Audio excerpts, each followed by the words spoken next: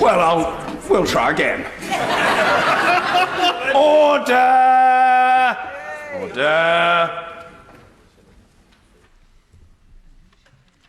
The ayes to the right, 258. The noes to the left, 303.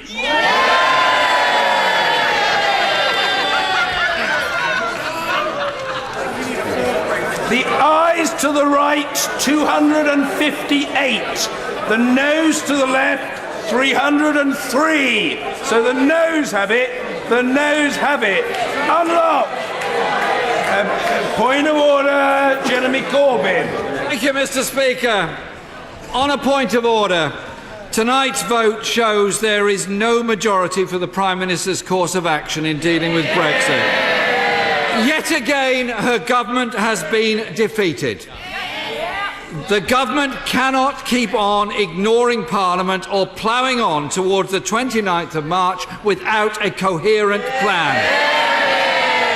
She cannot keep on just running down the clock and hoping that something will turn up that will save her day and save her face. So it is surprising that the Prime Minister is not even here to hear the result of this vote. So, Mr. Speaker, I was going to ask her to come to the dispatch box now and admit that her strategy has failed.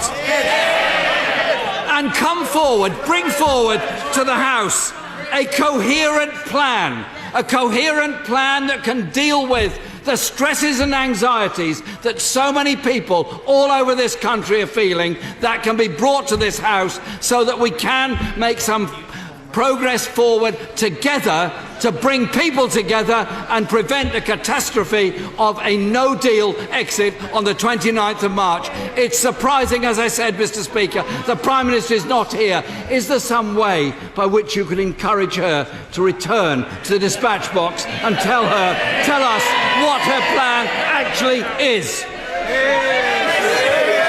I'll come to the right honourable gentleman. It is not obligatory for the Prime Minister to be present on this occasion. Other representatives of the Treasury bench are here, and if the Secretary of State for exiting the European Union wants to take to the dispatch box, it's open to him to do so.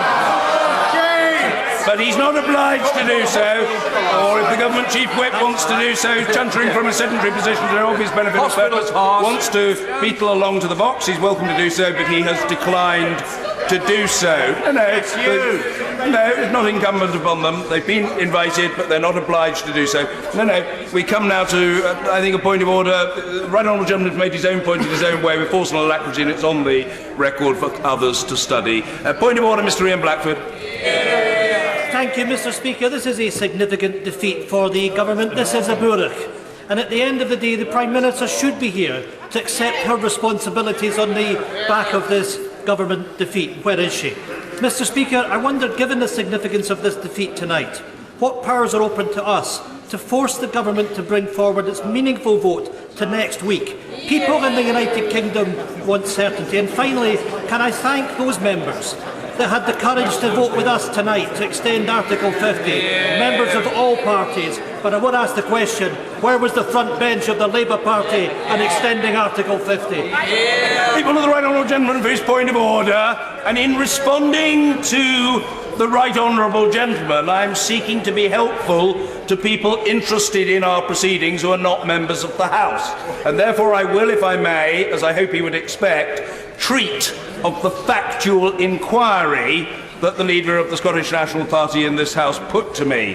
What can be done, as he put it, to bring forward or to expedite the meaningful vote? The short answer to that is that it is not within the gift of the Chair to do so, and it is not for members of this House who are not part of the executive branch to do so. The meaningful vote is brought about as a result of statute and in accordance with statute, and the statute decrees that it be done by a minister.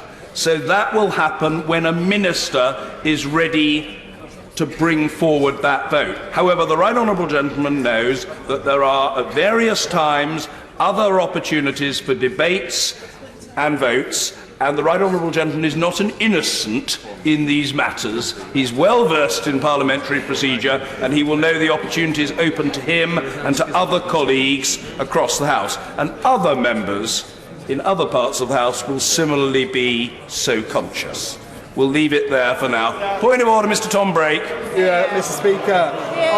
Mr. Speaker, I suspect that if the Secretary of State, in opening this debate, had said that he was going to honour what Parliament voted for on 29th of January, in other words, ruling out no deal, he may well have won this vote this evening. But he didn't. So, Mr. Speaker, can you advise the House in what way can we as members of Parliament, who have already voted to rule out no deal, can ensure that the government listen to that and respond appropriately?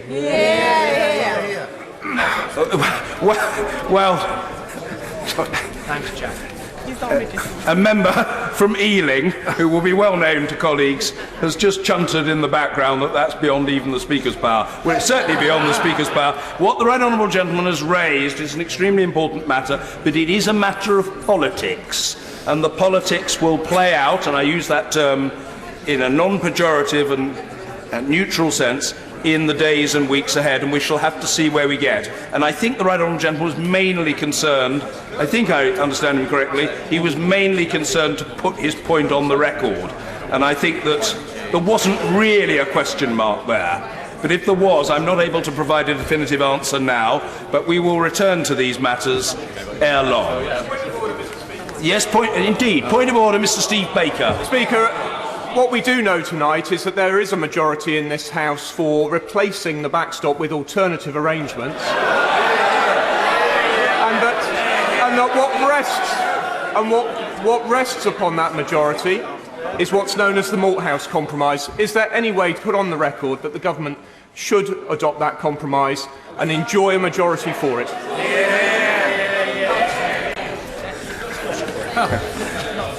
The honourable gentleman is a county colleague of mine.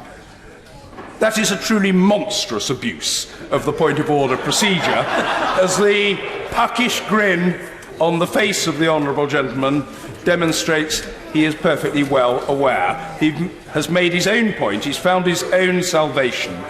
And the point was also made, of course, by colleagues of like mind to him in the course of the debate. But he has now given it a prominence with which I rather suspect he is satisfied. We'll leave it there for now, and I hope there are no further points of order. There's an Arsenal match on television very soon.